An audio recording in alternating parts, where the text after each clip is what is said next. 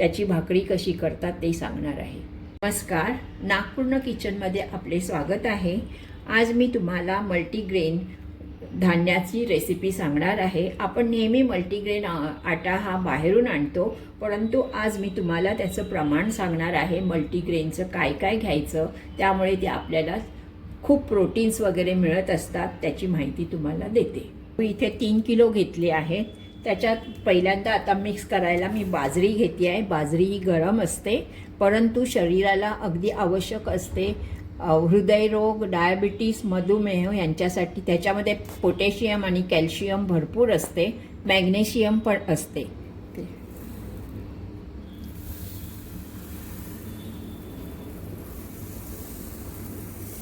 बाजरी ही आपल्या बोनसाठी किंवा हाडांसाठी ती फार मजबूत असते, त्याच्यासाठी बाजरी खूपच आवश्यक आहे। इथे मी अर्धा किलो ज्वारी घेतली आहे। ती पॅलिथॉन त्याच्यामध्ये तत्व असतं, तसंच ते डायबिटीस आणि हृदयरोगावर पण त्याचं हे असतं आणि पण हलकी असते। पोटाच्या आजारांना सुद्धा ही छान असते। ही मी अर्धा किलो नाचणी घेतली आहे आणि ह्याचे तुम्हाला फायदे माहीतच असतात, परंतु ह्याच्यामध्ये जास्त हिमोग्लोबिन असतं, B12 पण असतं, लोह असतं आणि ती घ्यायची आहे। हा घेतलाय मी अर्धा किलो। हा खूप गरम असतो। आपण मक्के की रोटी खातो, ती माहिती आहे तुम्हाला। प्रोटीन, फायबर आणि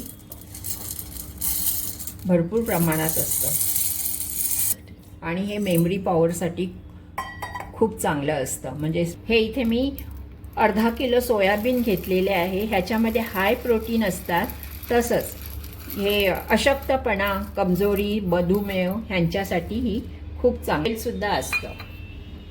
चणा डाळीचाही प्रभाव तुम्हाला माहितीच आहे।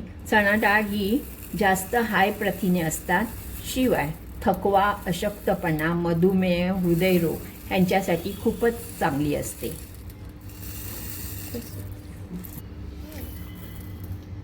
ही मुगाची डाळ मी अर्धा किलो घेतली आहे।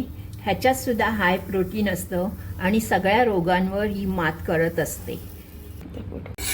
आता मी तुम्हाला मल्टीग्रेन पिठाचा फुलका करून दाखवते आहे।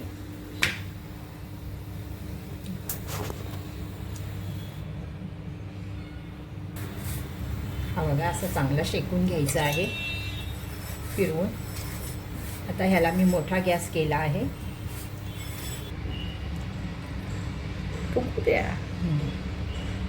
करपे झाला ना?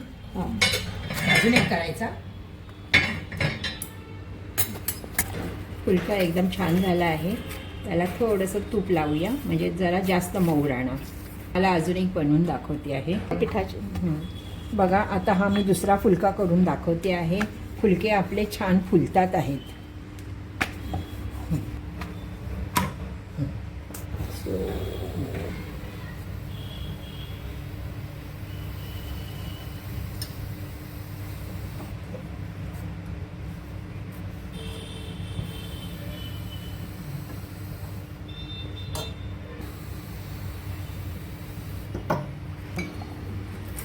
दुसरा फुलकाही आपला छान फुलला आहे।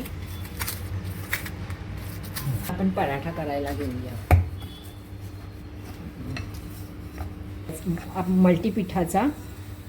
मल्टीग्रेनचा मी तुम्हाला पराठा करून दाखवते। आतून मी जरा तूप लावून घेतलं आहे। आता त्याला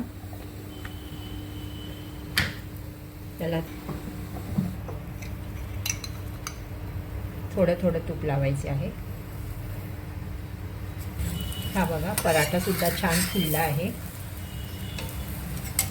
त्याला वरून आणि बाहेरून सुद्धा मी तूप लावलं आहे। छान खरपूस भाजला आहे बघा, घमघमाट आणि खमंग वास येतो आहे तुपाचा पराठ्याचा पण।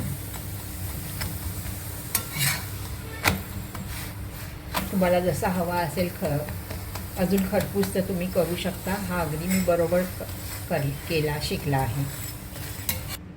आता आपल्याला मल्टीग्रेन पिठाचा ठेपला बनवायचा आहे। त्यासाठी मी हिरवी मिरची, लसूण, अद्रक, धने आणि जिरे आणि ओवा हे सुद्धा घेतलं आहे आणि मीठ आणि हळदसुद्धा घ्यायची आहे. दुधी भोपळा किसून टाकलेला आहे.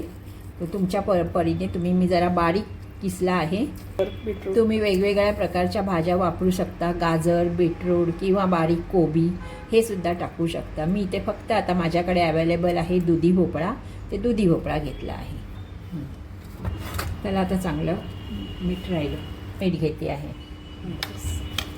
आपल्या ह्या जे मी दुधी भोपळा किसून घेतला आहे त्यातच जेवढा पीठ जाईल तेवढं मी मळून घेणार आहे. एक्स्ट्रा पाणी मी घेतलं नाही आहे.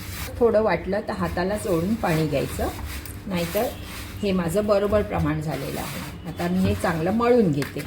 बघा आपलं ठेपल्याचं पीठ तयार झालं आहे. गोळा अगदी छान झाला आहे, कुठे भेगा पडलेल्या नाही आहेत. हे बघा आपला ठेपला चांगला. मी इथे तुम्हाला जर थापून करायचं असेल थापून करा. मी इथे माझं पीठ अगदी योग्य झालं आहे तर मी लाटण्याने लाटून दाखवते आहे.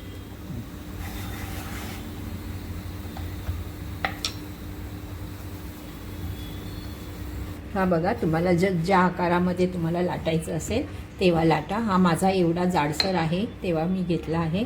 थोडंसं तूप घालूया.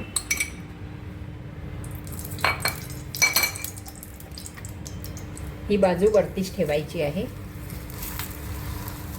आपल्याला चांगला खरपूस भाजून घ्यायचा आहे. दोन्ही बाजूला तूप चांगलं घालायचं आहे, तेव्हा तो ठेपला आपला चांगला खुसखुशीत होणार. त्याला फिरायचं दिसतं ना. बघा ठेपला आपला छान खरपूस हा सुद्धा भाजला आहे. तोंडाला पाणी सुटलं आहे. खूपच खमंग वास येतोय.